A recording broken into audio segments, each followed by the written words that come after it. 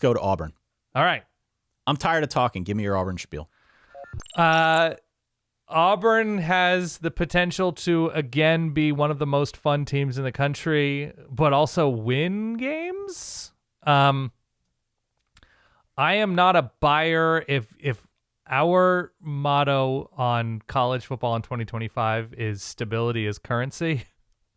Auburn doesn't feel like the most stable place in the world right now, at least on offense. There is somewhat of a quarterback battle, but I think we expect Jackson Arnold to win this battle. They are as advantaged at starting receiver as any team in the country. Their offensive line, while experienced, is kind of TBD to me, just because they brought in the weak link of USC's offensive line last year to shore up a tackle spot. Yeah. That worries me.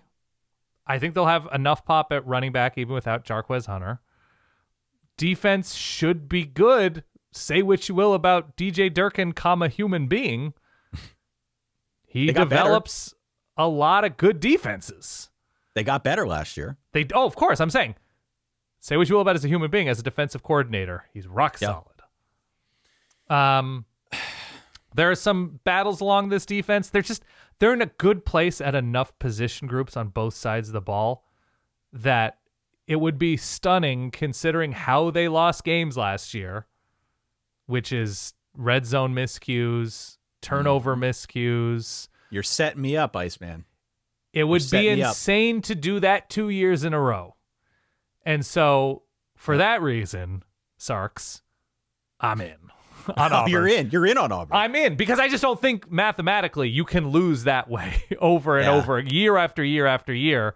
So even though Jackson Arnold hasn't exactly proven himself to be a stable, safe quarterback, making his own errors at Oklahoma with his own issues around him that are not his fault or were not his fault at Oklahoma, I'm not so sure when your competition is Jackson Arnold, who comes in with baggage, but obviously a good amount of potential and talent, and Ashton Daniels from Stanford, dealing with a troubling situation in Palo Alto in terms of talent and plan and pop on that offense and offensive line issues, and a true freshman in Deuce Knight, that there's no obvious reason that quarterback is going to be solved this year.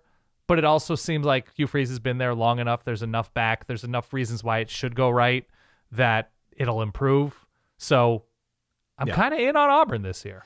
Well, look, I really like what Auburn did in the portal. Yeah. I love what Auburn did in the portal. I do.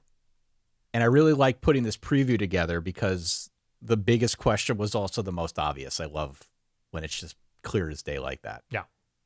And it's what is Jackson Arnold's ceiling? I loved him coming out of high school. I'm eager to see what he can do with a new team. My concern is that last season kind of broke his brain. Yeah. And that he's going to be trapped in limbo like Leo's character in Inception. I'm a little bit worried about that with Jackson Arnold. But this is the question that's going to define the season. He did show flashes at Oklahoma. I remember people writing in after his freshman year when he got limited action, and we had reverbs that came in on the voicemail line. Like this, They found their guy. He processes the game quickly. He can do what is required. Last year, we didn't get those messages. No. It was not the case last year. It seemed like his awareness regressed. It just seemed like, despite the fact that we saw him show off his legs against Alabama, the sub-question that was underpinning everything was, is this guy taking a step back because he's not as good as we thought, or because his supporting cast isn't good? Yeah, he's playing in quicksand. Yeah. Yeah. The cast of characters this year is definitely better than what he had last season. Mm-hmm. Agree. All right. And this isn't me comparing Auburn in 2025 to Oklahoma in 2025, but Auburn in 2025 definitely has a better supporting cast than Oklahoma did in 2024. I'm not sure they're better at running back, but the receiver room is loaded. Yes. It's an extremely veteran line. It's a system that should be quarterback friendly. He will have every opportunity to succeed. So Cam Coleman, Malcolm Simmons, Eric, don't call me Livingston Singleton. There is an Eric Livingston in this sport, to be clear. Continue. It's fine. Yeah. We do a lot of these previews. These guys have all the attributes that they need. They got the guy who can win the jump balls and the burner and the guy who can pull the top off a defense and run their intermediates. Like, if it's not Jackson Arnold, It might be Ashton Daniels. It might be Deuce Knight. They've got options across the board to make this team better. And I think that's apparent. Auburn's problem, to your earlier point, was that they had production. They just couldn't convert it into points. They couldn't convert it into wins. This was one of the nation's worst red zone offenses. Yep. Bill Connolly put together, I think in his preview, the same spiel that he talked about with us when we had him on the show. The good news is that this was basically an 8-4 team last year that played at a 5-7 level. They got to figure out a way to reduce some of those bonehead moments. Yeah. Get more out of their red zone offense for sure. And the defense, the defense got better. Like, I think every conversation around the Auburn defense needs to start with Keldrick Falk.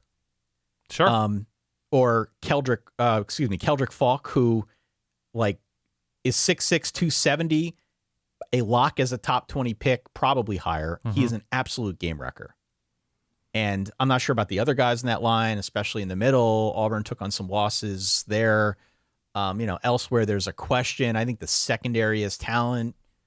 I'm not flashing like an SOS or anything like that. They'll be fine. If I'm asking questions though about the defense, it's the middle of the line, the linebacker room.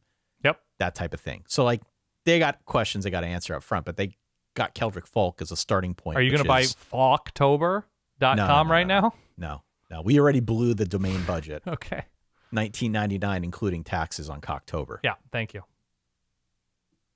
Schedule looks front-loaded. Mm-hmm. Most of the obvious tough games are in the first 7 weeks. At Oklahoma, at A&M, home against Georgia. They got a road opener against Baylor on a Friday night, which I think is low-key a very big game. But the back half is winnable. They could beat Mizzou. They could beat Arkansas, sure. Kentucky, and Vandy. Mercer. They can beat Georgia. Bama in the Iron Bowl. Mm-hmm. At home. That game's at home as well. Mm-hmm. I have no idea what to make of Auburn this year. I really don't. I have no clue. Again, 7.5 year over under. I think a lot comes down to Jackson Arnold. And I just don't know how to gauge whether or not he's actually good or was just trapped with a supporting cast that wasn't. Well, and here's the other thing, too, is you can say that his situation at Oklahoma was disadvantageous. Is that a word? That feels like a word, Ty. It is now. Was less than ideal. I don't know if you turn to playing for Auburn as a stable turn in life, right?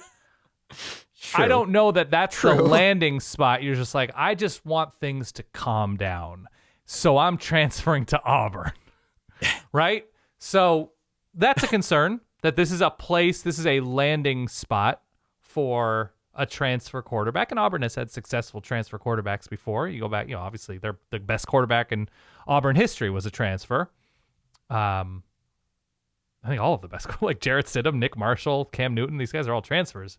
I just worry when you come from where Oklahoma has been, that you are looking for everything in its place ready for you to succeed. Auburn's just not necessarily that school year over year. I like these players. I like who they have on this roster. I don't hate this schedule. It's not easy. You definitely have to be good right away, but you get to start with the Baylor secondary. That should be nice. Yeah. What secondary? You're right. Well, they didn't have a secondary last They year. portaled in some guys. We'll see if it works. But I think Auburn can flash a lot of pop this year and win a bunch of games. So I have them going over 7.5. I think they're over 7.5 too. I just don't know how much over. Sure, that's fine.